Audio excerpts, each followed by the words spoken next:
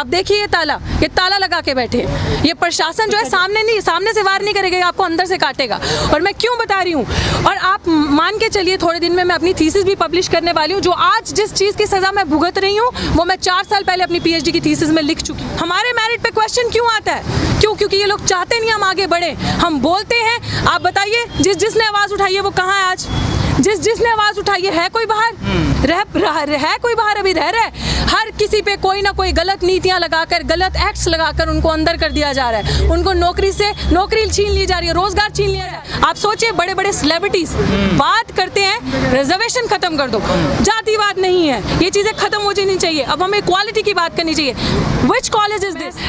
दलित विरोधी नीतियों का, RSS की या सरकार की कोई इस तरह की नीति होती है, उनका विरोध करती हूँ तो मैं गुनाह करती हूँ? अपने समाज की बात नहीं रखेगा इंसान आगे, कौन रखेगा हमारे समाज की बात? और जो इंसान बोलेगा उसको ये सजा देंगे, उसको सिस्टम से बात कर देंगे, उसको सिस्टम से इस तरह से बात करेंगे कि वो लाइफ तो उसकी हेल हो जाए, बट उसका लाइवलीहुड छीनेंगे।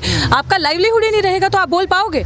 आपका रोजगार ही नहीं रहेगा तो आप बोल पाओगे? और आज राष्ट्रीय बेरोजगारी दिवस हम क्यों मना रहे हैं? क्यों मन रहे हैं आज? किसका जन्मदिन है आज? शर्म नहीं आनी चाहिए ऐसे आका को? किसके साथ हो रहा है ये सब?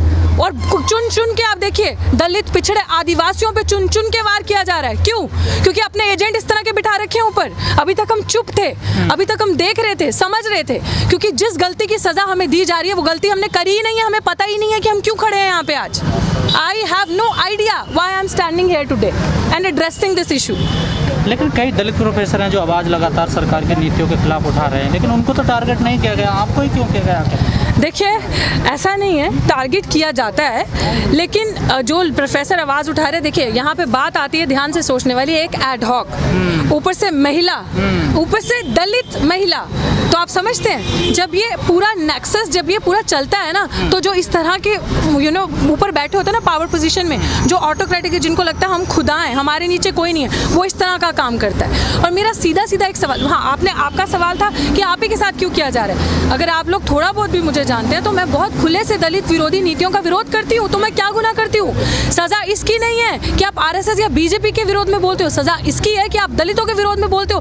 कहीं ऐसा ना हो कि एक अकेली लड़की इस तरह से अपनी बात रखती है, और ऐसा ना हो कि कहीं सारे ना जाग जाएं, कहीं इस एडमिनिस्ट्रेशन में सारे एड हॉक ऐसे ना बन जाए। क्योंकि अगर मैं भी गुलामी करती, मैं भी बिना गलती के माफी मांग लेती जाकर, तो आज मैं भी सिस्टम के अंदर होती, गेट के बाहर नहीं होती। और आप देख रहे हैं ना ये ताला, एक शिक्षक का, एक टीचर का ये हाल है। आप देखिए ये ताला लगा के बैठे हैं। ये प्रशासन जो है सामने से वार नहीं करेगा, आपको अंदर से काटेगा। और मैं क्यों बता रही हूँ, और आप मान के चलिए थोड़े दिन में मैं अपनी थीसिस भी पब्लिश करने वाली हूँ। जो आज जिस चीज़ की सज़ा मैं भुगत रही हूँ वो मैं 4 साल पहले अपनी PhD की थीसिस में लिख चुकी हूँ। दलित टीचर्स के साथ, माइनॉरिटी, SC, STs, OBs के साथ क्या होता आया है वो मैं 4 साल पहले लिख चुकी हूँ। आपको उन्हीं का मेरिट क्यों दिखता है? आपको बाकियों का मेरिट नहीं दिखता? आपको लेटरल एंट्री में मेरिट नहीं दिखता? पीछे से जो एंट्री होती है उनमें मेरिट नहीं दिखता? इंटरव्यू के अंदर जो आपके आला कमान बैठे होते हैं आपको उनका मेरिट नहीं दिखता? आपको सारा मेरिट दलित, OBC, ST के स्टूडेंट टीचर्स का ही क्यों दिखता है, और उन्हीं के स्टूडेंट्स का क्यों दिखता है? बाकियों का मेरिट नहीं दिखता आपको? हमारे मेरिट पे क्वेश्चन क्यों आता है? क्योंकि ये लोग चाहते नहीं हम आगे बढ़े। हम बोलते हैं, आप बताइए जिसने आवाज़ उठाई है वो कहाँ है आज? जिसने आवाज़ उठाई है कोई बाहर? है कोई बाहर? अभी रह रहा है। हर किसी पे कोई ना कोई गलत नीतियां लगाकर, गलत एक्ट्स लगाकर उनको अंदर कर दिया जा रहा है। उनको नौकरी छीन ली जा रही है, रोजगार छीन लिया जा रहा है। क्यों आज प्रधानमंत्री जी के जन्मदिन पे राष्ट्रीय बेरोजगारी दिवस मनाया जा रहा है? ये बहुत प्राउड की बात है, बहुत प्रिविलेज की बात है।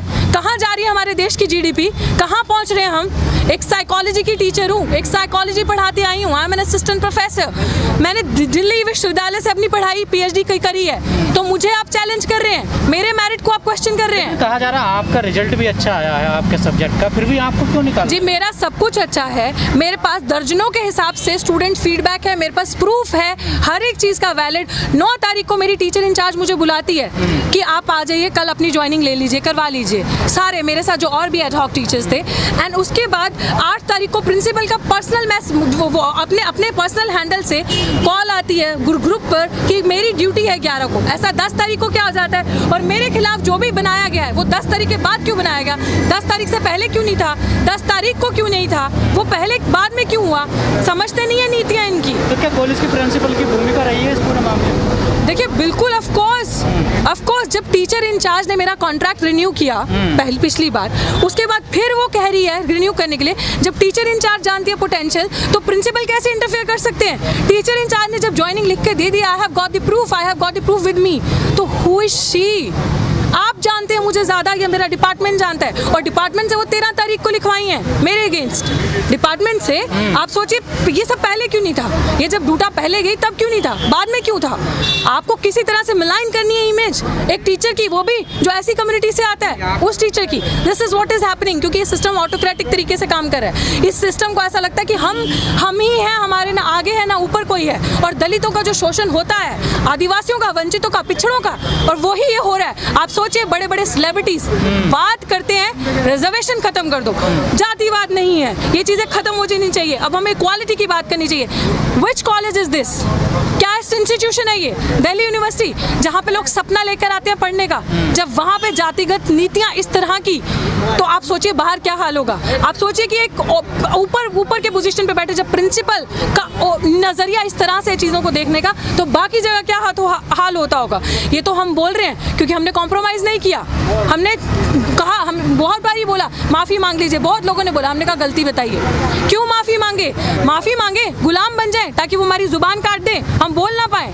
नहीं, ऐसे कौन कर रहा है कि माफ़ी मांग लीजिए आप? बहुत लोग हैं ऐसे जो अंदर से अप्रोच करते थे। किसने? हाँ, सावरकर की औलाद नहीं है ना हम, सावरकर नहीं है हम, और वो हो भी नहीं सकते। हम बोलते हैं ना, इसीलिए अखरते हैं, और इसीलिए, लेकिन ठान लिया है लड़ेंगे। और आप सावरकर ने माफी मांगी तो आपको क्या दिक्कत है? फायदे के लिए ना, वो लोग अपना फायदा कर सकते हैं। और आप ये देख लीजिए सावरकर ने माफ़ी मांगी और देश कहाँ है, आप ये देख लीजिए। हम लोगों के अंदर सावरकर वाला ना जज्बा है ना हम वैसे हैं। भगत सिंह को सुना है 21 साल में हिला के रख दिया था ना, देखा था ना। तो क्या लग रहा है उस नजरिए से आप हमें देखिए।